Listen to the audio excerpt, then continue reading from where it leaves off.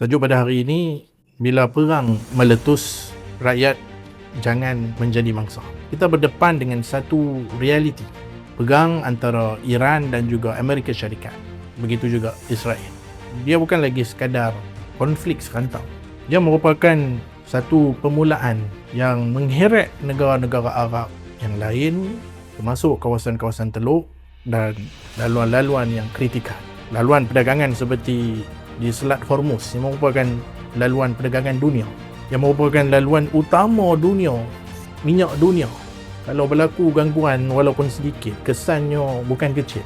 Ia akan terus melonjakkan harga minyak, kos logistik, kos insuran, kargo, dan akhirnya harga barang yang kita beli setiap hari itu akan memberi kesan secara tidak langsung. Kita di Malaysia jangan rasa selamat sangat. Kita memang ada banyak minyak, tetapi kita juga mengimport minyak kita dan menjadikan produk petroleum. Ia juga bergantung kepada gas and LNG seumpamanya. Satu perkara yang ramai tidak sedar, minyak daripada negara Arab ini antara yang paling sesuai dan ekonomik untuk keperluan kita. Bila negara-negara ini dibom bertubi-tubi, rantaian bekalan akan terganggu. Kita akan rasa kesan dia. Ini bukan teori, tapi realitinya yang akan sampai ke poket rakyat. Apakah impak dan kesan selepas itu? Harga minyak akan naik, kos pengangkutan meningkat, harga makanan akan naik, bil utility akan meningkat, rakyat akan semakin terhimpit. Dan saya nak tegaskan, ini bukan situasi seperti mana zaman COVID dan kita pun tidak mahu keadaan tersebut berulang.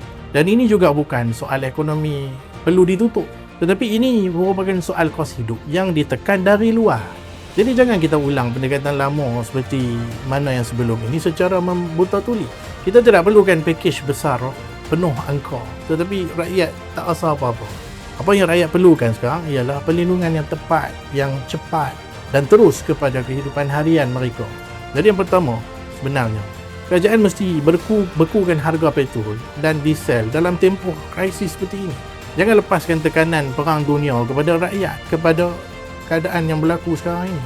Yang kedua, kerajaan mesti naikkan bantuan tunai, bahan api dan perluaskan kepada mereka yang benar-benar guna kenderaan untuk cari makan. Penghantar barang, peniaga kecil, kontraktor kecil, petani dan sebagainya lah. Jangan kita biarkan subsidi ini hanya sampai kepada pemain-pemain besar, tetapi rakyat marhin terpinggir. Yang ketiga, kerajaan mesti tambah kuota subsidi diesel secara sementara kepada sektor yang terkesan. Ini masanya untuk kita melindungi rantaian makanan dan juga ekonomi rakyat. Keempat, kerajaan mesti tegas di dalam mengawal harga barang asas. Beras, ayam, telur, minyak masak, sayur. Jangan kita tunggu harga naik baru bertindak. Yang kelima, kerajaan mesti juga bersedia menampung kenaikan kos gas dan utility. Rakyat jangan kita himpitkan dua kali. Minyak pun naik, bil pun naik. Yang keenam, kerajaan mesti beri bantuan tunai kecemasan yang berkenaan dengan kos sara hidup. Respon mesti segera. Kita perlukan bajet, pembentangan bajet dan seumpama dengannya.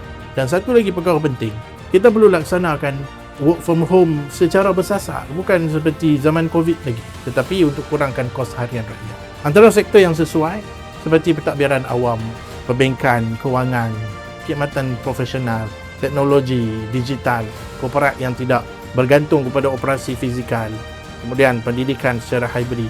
Jadi beberapa keadaan yang sebenarnya perlu diberikan secara berskala tertentu. Ini bukan soal keselesaan, ini bukan soal mengurangkan beban rakyat. Dan saya nak cakap secara terus terang, ya, langkah-langkah ini mungkin akan menambah defisit kerajaan sementara waktu.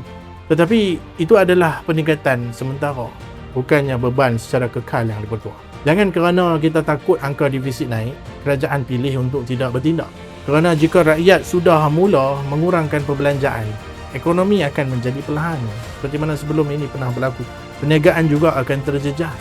Banyak syarikat-syarikat, peniaga-peniaga yang tutup, yang akhirnya negara sendiri yang akan jadi rugi. Jadi lebih baik kita bertindak sekarang daripada menunggu ekonomi sendiri jatuh perlahan-lahan. Akhir sekali yang dipertua, dalam keadaan dunia yang bergolak, rakyat tidak boleh lagi dibiarkan menanggung beban sendirian. Kalau kerajaan boleh bercakap tentang penjimatan berbilion, maka rakyat juga berhak untuk dilindungi. Jangan tunggu rakyat terhimpit baru kita nak bertindak yang diperlukan. Kita perlu bertindak sekarang, kita perlu melindungi rakyat sekarang kerana di dalam setiap krisis yang paling cepat terjatuh ialah rakyat biasa yang diperlukan.